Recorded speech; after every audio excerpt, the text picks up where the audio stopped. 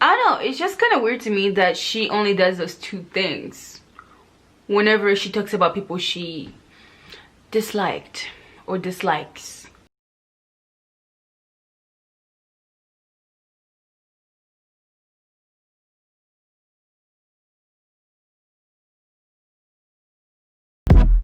Hey all you cool cats and kitties, it's Mara here and welcome back to my channel. Okay, sorry. I had to do that. I had to. You know what? No, I wanted to. Anywho, welcome to my channel. How you doing? Today we're going to be talking about Tiger King. Yes, you heard me. I mean, yeah, you click on this freaking video, so yeah, you probably know. I know the hype is already gone, or it feels like it's mostly gone, because I don't really hear much about it and people stopped making videos about it, I think. And honestly, Tiger King was something that I was hesitant to watch because I get pretty bored pretty easily. Not many documentaries interest me. But I was like, you know what? Everybody's talking about it. Let's just do it. I got nothing to lose anyway except time, which now I kind of have plenty of. Anywho, so I watched it. And honestly, that last scene, dun, dun, dun.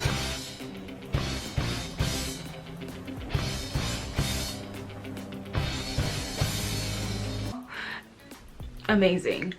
But I also have a lot of notes that I wrote, and honestly I watched it weeks ago, so I'm not sure if I remember. I don't remember a lot, which is weird. But literally the first thing that I wrote on my notes is does Joe have sex with animals? Now I don't remember why I wrote that, but only Lord knows. In this video I want to focus on a few people. Carole Baskin, Alan, what's his name again? Alan something. Alan Glover and Jeff.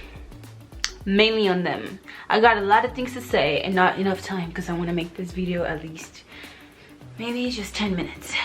Anywho, let's get to freaking Carole Baskin first. There is something that I've noticed, but maybe you haven't. I feel like a lot of people haven't. Maybe that she does or did in the documentary. Something very sinister. Or at least I consider it sinister. What the fuck was it? Anywho, let me just say it. Okay. First, that laugh thing. I know you're probably like, Mara, we know about it. Like, hold on. Just hold on, right? Like, you know?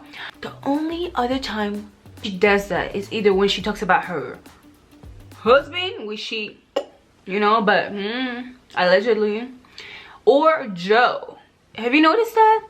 Only time when she does the that's oblivious, that is so bad, is when she talks about her husband being dead or gone, or people are saying that he's dead. I mean that she killed him.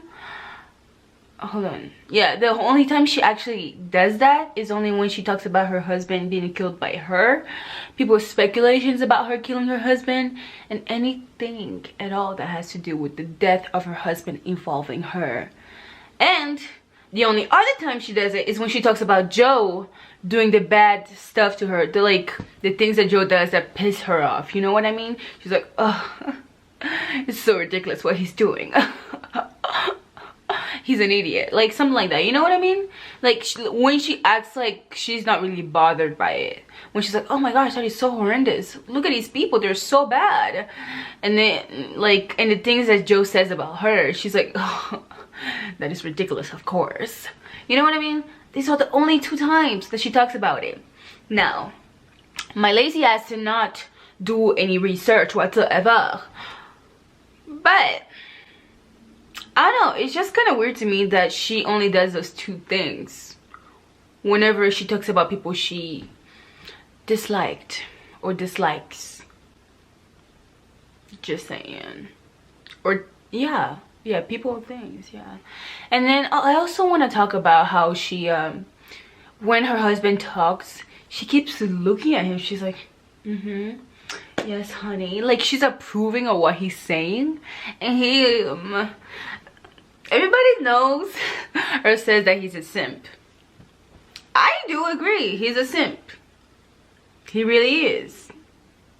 Because the man, first of all, he cannot stand his own ground. Did y'all see that picture of her with that leash thing? And you know what, you can be however kinky you want, but okay girl, maybe he's into that stuff. But you notice that Karen, what's her name again, Carol kind of, you know, manipulates him, and he knows that he can do her wrong, because he will get the tigers, he will get wet, you know. And not only that, like, it's almost like he's joined her in order to be evil together. There are all these two people, so kind, victims, but yet at the end of the day they end up winning in a weird fucking way. Bada bing bada bang. You know what I mean? When she looks at him, when he talks, especially towards the end of the documentary, you can feel he's like getting kind of evil. Like he has this evil inside of him where he's like, well, that's what happens when you cross us, basically. You know what I mean? Towards the end. But anywho, I'll come back to Carol if I remember something or anything at all. Oh yes, about the tiger things, she's such a hypocrite. Isn't she doing just the same thing as Joe though? Like, girl, come on now, come on. Putting them in cages and all that stuff. If you really wanted to save the tigers, put them back wherever they came from, you know. But also that's not very logical, because a lot of factors go into it. They're not born into the wild, maybe they don't know how to survive into the wild, who knows, right? Anywho, I mean, someone barely knows out over there. The funny thing is, she makes Joe go broke, but doesn't even, like, she doesn't care about the tigers at all. Because if she did, she would have never made him go broke, or at least she would have given him food in order to feed the tigers. You can take his money, but at least give him food for the tigers. How about that? If you care so much about the animals, why not do that instead while you're taking him down? Then when you're all done making him broke, you take the tigers. You know what I mean? But no, with making Joe broke, she was making the tigers go hungry. So no, this does not care. I mean, I don't think this woman really cares about the tigers. I don't. Now the next person I want to talk about, if we may move on, but if I remember something about Carol, I will come back. I want to talk about this Jeff guy. I forgot his other name. It's irrelevant. Anywho, I feel like this guy was working with Carol all along. And apparently, if you see the pictures of her ex-husband before the dead one, that sounds really bad. Actually, oh my gosh. If you see the picture of her ex-husband before the allegedly dead one, you can see the very good resemblance. I'm telling you, they look so much alike. So much. He just looks aged. You know what I mean? And not only that, isn't it suspicious that Alan comes from Vegas, baby? And then, oh, that was so cringy. Like, I cannot. Mara, put yourself together. Anyways, he comes from Vegas, and suddenly he hears a call with Carol Baskin and someone else, and he calls her a bitch and all that stuff. I'm sorry, but doesn't that seem suspicious to you? Let's say he didn't know Carol, and he thought she was a bitch or whatever. Yeah, cool. But if he didn't, and just calling her out of nowhere, isn't that weird?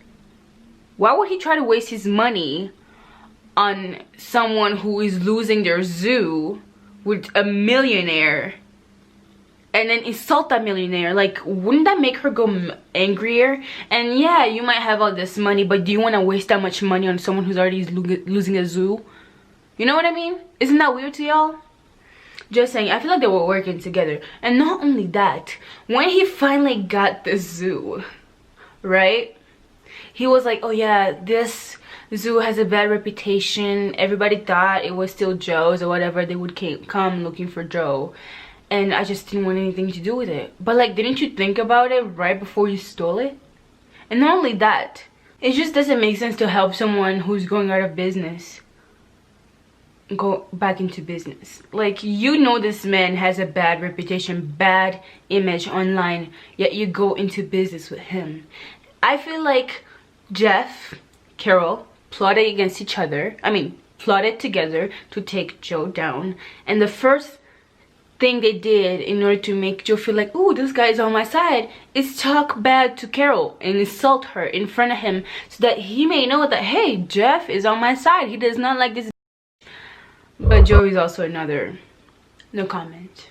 So yes, I do feel like Jeff might actually be Carol's first ex-husband. You know what I mean?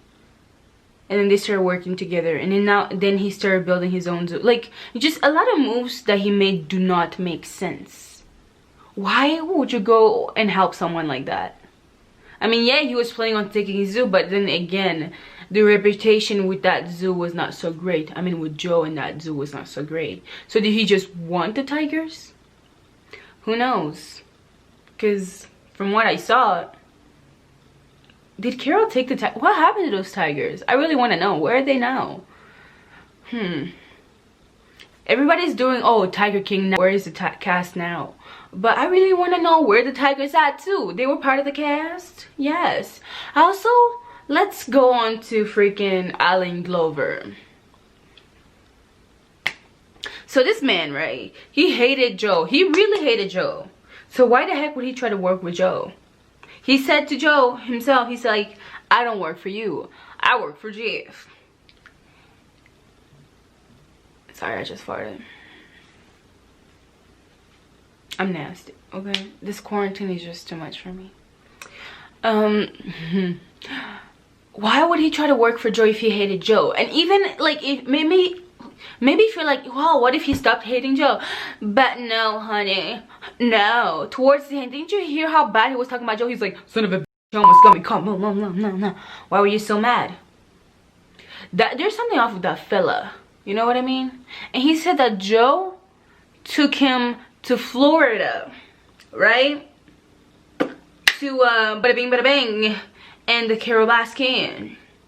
But like, didn't you also say that you never made it to Florida? You went by yourself. So like, I feel like this investigation, if the FBI is involved, they did a terrible job. I mean, a lot of things don't add up in the stories that these people are telling, but it seemed like they only wanted to take Joe down. Did Carol Baskin pay somebody? I don't know. Wait, was it the FBI that's part of it? I don't know. Whatever was part of it, maybe the sheriff thing in town, the police station, maybe they were part of it and maybe they got something in their pockets. Because it's just weird to me that, hey, we're arresting you for murder for hire. And even though the stories don't match up, we just want to get you. Interesting. Oops, sorry.